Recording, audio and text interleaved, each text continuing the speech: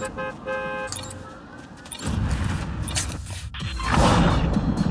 everybody, you're watching Rob's Not Playing here on twitch.tv/HolidayRob. You can check out Holiday Rob on TikTok, Patreon, and the archive over at YouTube, as well as Media Icons, where this is going to be posted.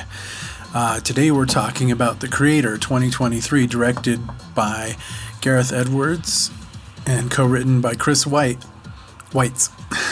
Released by 20th Century Fox this year, with music done by Hans Zimmer. Stars John David Washington, Madeline Una Voiles, Gemma Chan, Allison Janney, Ken Watanabe, and Sturgill Simpson. Hey, yeah, how's it going? Wow, what a movie. It was stunningly gorgeous to look at. It's such a good-looking movie. It's a fun movie. It's not perfect. It's certainly flawed. Most of it seems like things that could be kind of fixed in the writing process. To start off, it's about John David Washington, who is working with the military to find this person called the Creator. This is in a future sometime from now where AI and they don't call them androids, they call them simulants. Simulants? Is that right? They're at war with each other at this point, or at least the humans are at war with the simulants. And the simulants are holed up in New Asia, I believe, as they call it. And in this movie, they're trying to figure out who the creator of the simulants is, and if they can find them and stop them. John David Washington is sent to find this person, ends up suffering a calamitous loss, and later on has to figure out if he can make up for that loss in the story. Along the way, they hire him to find a weapon that the simulants will use in the war, and that weapon turns out to be a child, a simulant child, an android child. At some point, this starts becoming a kind of, Wolverine, Logan and Last of Us tribute. But I feel like it's a little bit more than that. The science fiction aspect of it is more for the story and not exactly like exploring the ideas of, AI. And the science fiction aspect, as much as it's kind of this surrogate father story where we watch Joshua, played by John David Washington, come to terms with where he's at in his life. I'm trying not to give too much away because it's kind of I thought it was a fun watch. It, again, looks gorgeous. Like, for the price of what the film cost is, from what I'm hearing about, it looks better than most films with twice the budget. If you're not familiar with Gareth Edwards, he did everybody's favorite Rogue One, and I think that kind of lended to his ability to do, at least an original piece. A lot of people are going to see this and say, oh, it's derivative of this, it's derivative of that. It doesn't really bring much new to the table, at least as far as criticisms that I've seen. And I don't know, I feel like those are kind of unfair because it's so hard to, you so rarely get to see films with this kind of price tag, of this kind of subject matter, science fiction. I mean, it's hard to get something like that funded. I think the only reason he was able to get this funded was because obviously he's worked with, Disney, and I'm sure that was one of the ways to sell it. This guy has a track record, so why not give him the chance to make a film? Wow, that didn't work at all. I will say this about the film. I was never bored. I was continually excited and entertained for what was coming next. I would have loved if they would have stepped into the philosophical aspects of the simulants and artificial intelligence. I think partially this got so heavily promoted and marketed as a film about artificial intelligence because artificial intelligence is a big buzzword right now, and we're all living in this tech boy wet dream of being able to sell something as artificial intelligence when in reality it's just an algorithmic conglomeration where people are still making it work. Humans are. So I think that's why it was marketed that way. There's not a lot of big stars per se, but there are definitely some well-known faces. Joshua, played by John David Washington, is Denzel Washington's son, former football player, and also starred in the movie Black Klansman by Spike Lee. A Spike Lee joint, if you will. Or if you won't. Allison Janney plays kind of a one-note character, but it's a fun character to watch because she's kind of this warmonger, single-minded, kind of scary colonel. So I really enjoyed that because I enjoy watching stars in different things that.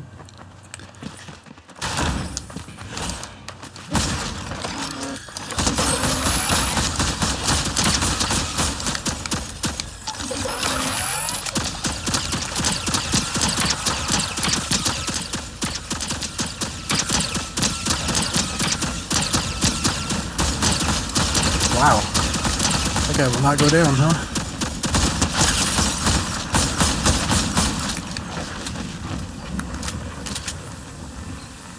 Oh, still up. Impressive. And then as far as the newcomer, Madeline Una Voiles, who plays Alfie, which is the simulant AI child, she was phenomenal.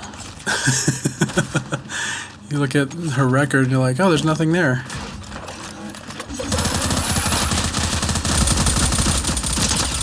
Wow, Rob, what are you shooting at? Man. Took too long to kill. Too long to kill. I made a funny comment after the film. I first saw it. I said, man, if you have a kid, that is incredibly stressful film. Because the whole time you're just like, whatever the views are, it's kind of this, I don't want to say evangelical tale of artificial intelligence is the same as, biological intelligence. I don't know if that's how you parse them, and so while it talks about that, it doesn't really go too deep into exploring it necessarily, except to say that there are clear philosophical and ideological differences with people who seem to have no problems participating in what I would call hard specism. The war begins because the AI set off a nuclear bomb in downtown Los Angeles. I don't know. It's cool to see that because it kind of reminds me a bit of Akira, And since we haven't had a live-action Akira, and I don't think we need to, personally, I don't think live-actioning anime is the way to go at all, ever. It doesn't mean it wouldn't be interesting to see. Honestly, it kind of feels like the plot gets in the way of any exploration because we're so quickly having to move from one thing to another. Seems like there's a much longer cut in here somewhere of this film. As a film-going experience, I really enjoyed it. I watched it in this, I can't remember what it's called, Theater X or something like that, where they project parts of the film on the walls, so it kind of gives your field of vision even more to drink in and look at. That was a lot of fun. If they had calibrated both of the projectors to the proper frame rate. Something was wrong with the projector to my left that was kind of only every other frame, unfortunately. I highly recommend it, especially if you get to still see it in theaters. It's kind of this thing where you're you just go support it in a theater so that they continue to give us original works, even if they seem somewhat derivative, which many people have mentioned about this film. Maybe there's a longer cut in there for streaming that will have some of the ideas explored. Maybe not, maybe that was as far as they got in the writing process, and it wasn't so much the exploration, but the emotional story and drama involved. My protagonist was like clearly spelled out for me, what his motivations and the things that he wants, you know, and needs in life as far as like all that goes. And on emotional level, it did work for me. Now that's because maybe I'm projecting myself in there because, you know, the character has a child and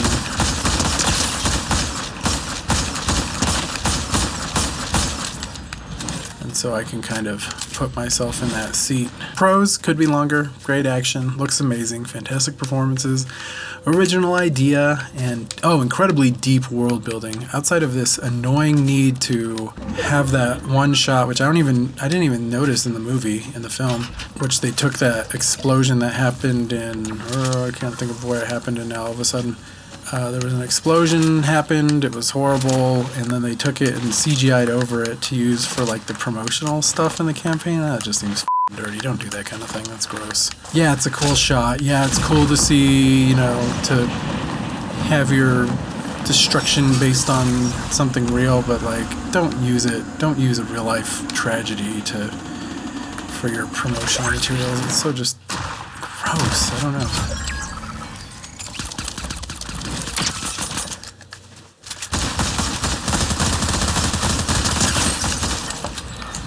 Not a cool thing to do. Should be considered highly unethical. Certainly sus. Some of the cons, it feels a little rushed. There are a lot of coincidences and logic problems.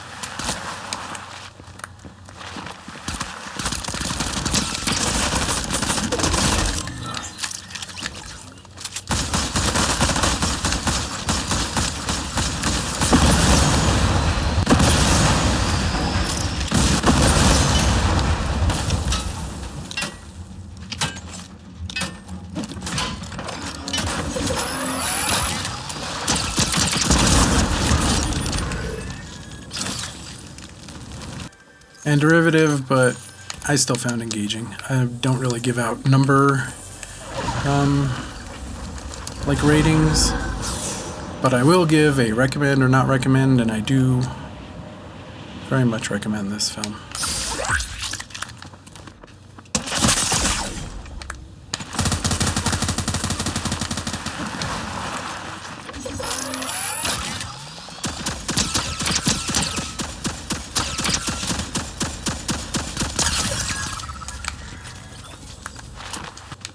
I need some kind of explosive for this guy. So yeah, highly recommend. Had a great time seeing it. Was excited to see it. And I hope to catch you next time here on Rob's Not Playing for more movie reviews. We will catch you all later. Have a good one. I'm gonna finish up this round as usual.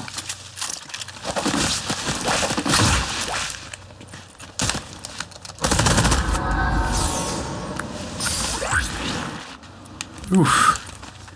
You know what? You can just keep running. I showed my mom my last video and she said, this format is very distracting. Me playing a video game. It's like I keep wanting to look over there and watch the game. I'm like, yeah, it's kind of not the best format, but I'm not going to do a talking head format. I don't have to make sure the lighting's all right, and it's all just your face, and nobody needs to see my face that close that much. Sorry.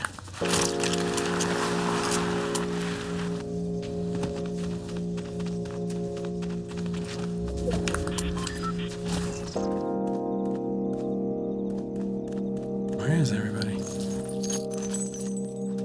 It's eerily quiet. How many are left? 3?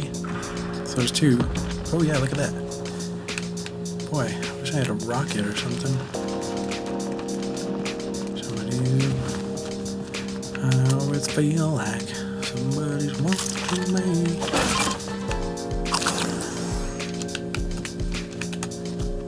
There we go. Okay, so I have to go this way. I can walk through doors, I promise.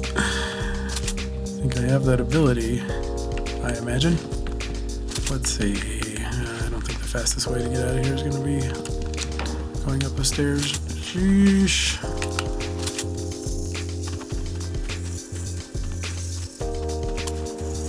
Dang, there's still 3 left. Oh, somebody's trying to get that, huh? Good luck for you, man.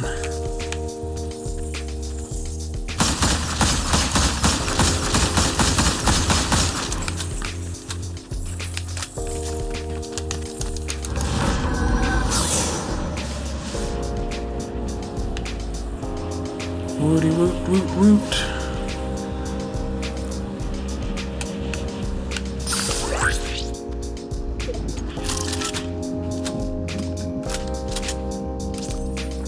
Oh, sheesh. I knew that was gonna happen.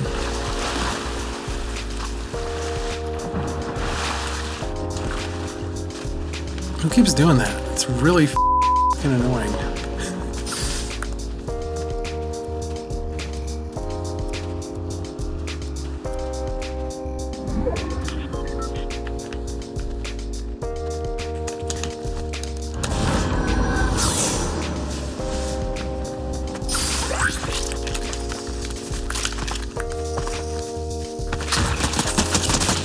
I could not get a beat on them, man. Ah, terrible.